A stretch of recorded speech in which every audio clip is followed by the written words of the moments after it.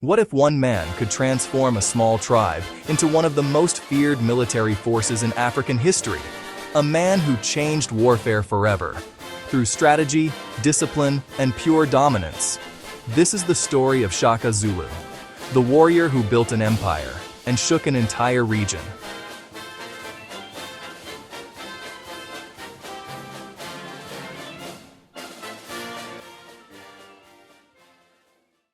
In the early 1800s, southern Africa was filled with small tribes and scattered communities. Life was harsh, survival was constant, and conflict between groups was common.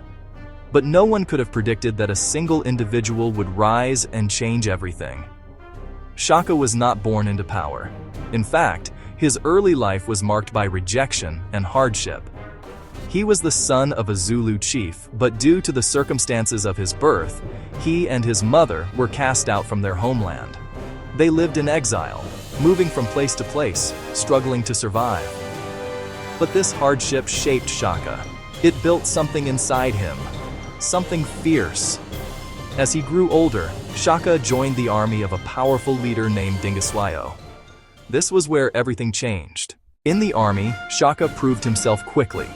He was strong, disciplined, and highly observant. But more importantly, he thought differently. At the time, warfare between tribes was not always deadly. Battles were often symbolic, fought from a distance using throwing spears. Casualties were limited, and conflict rarely led to total destruction.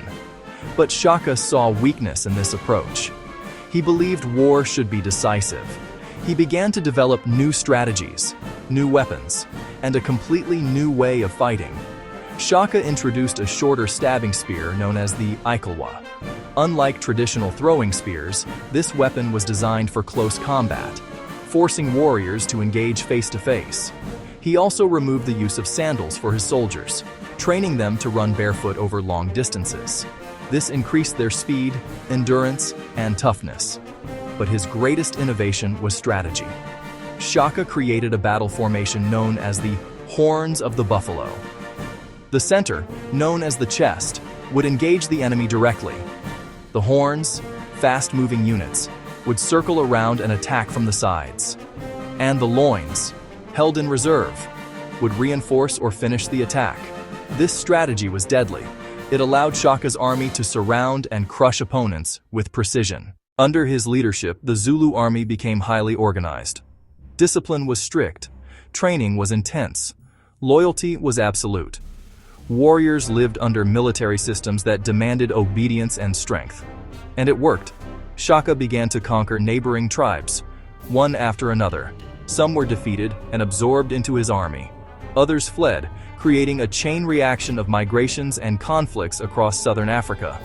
This period became known as the Mfecane, a time of massive upheaval and displacement. Entire regions were transformed, kingdoms rose and fell, and at the center of it all was Shaka. His power grew rapidly. From a small beginning, he built the Zulu kingdom into a dominant force. But Shaka was not just a warrior. He was a leader who understood psychology. He used fear as a weapon. Enemies who heard of his army often surrendered before battle even began. His name alone carried weight. But his rule was also harsh. Discipline was extreme. Punishments were severe. Loyalty was demanded without question. And after the death of his mother, Shaka's behavior became even more intense. It is said that he ordered mourning across the kingdom, banning farming, milk consumption, and enforcing strict grief rituals. Many began to fear not just his enemies, but Shaka himself. Despite his strength and success, his rule was not without resistance. Internal tensions grew. Leaders within his own circle began to see him as unstable, and eventually, this led to his downfall. In 1828, Shaka was assassinated by his own half-brothers. The man who had built an empire was taken down from within. But his legacy did not end there. Shaka Zulu changed warfare in Africa forever. He transformed a small tribe into a powerful kingdom. He introduced military systems that are still studied today. And he proved that strategy, discipline, and vision can reshape history. His story is not just one of conquest. It is a story of transformation. From exile to empire, from rejection to dominance, from a boy cast out to a king feared by many. Shaka Zulu remains one of the most powerful figures in African history, a symbol of strength, a master of war, and a reminder that one individual can change everything.